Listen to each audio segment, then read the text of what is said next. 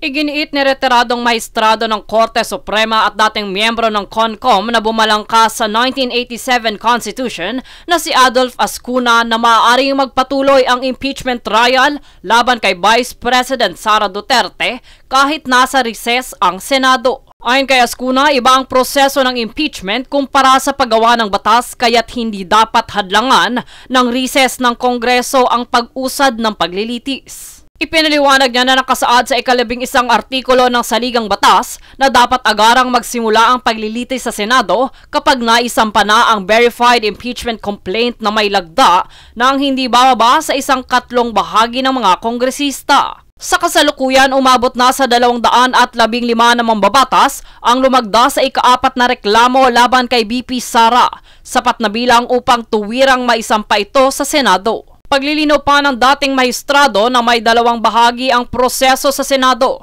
Una, ang pagdaraos ng panunumpa ng mga senador bilang miyembro ng impeachment tribunal upang makuha ang jurisdiksyon sa kaso.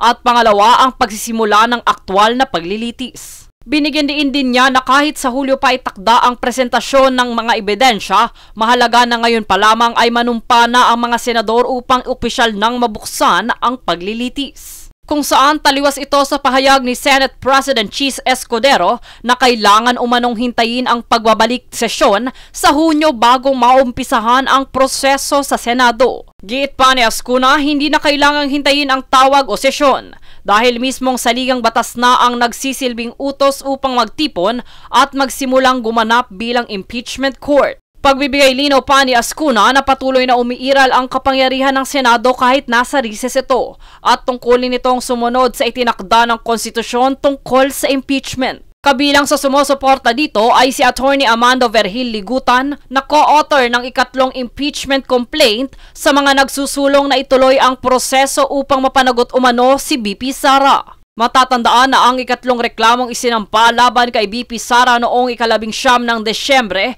ay mula sa mga religious groups at ilang abogado na nagsusulong ng pananagutan sa mga opisyal ng gobyerno. Base sa panayam, naniniwala ang ilang legal na eksperto na mahalaga ang hakbang upang mapalakas ang sistema ng checks and balances sa pamahalaan. Bagamat may agam-agam ang iba sa magiging epekto nito sa politika, paninindigan ni Ascuna na higit na mahalaga ang pagsunod sa konstitusyon at pananagutan ng mga opisyal.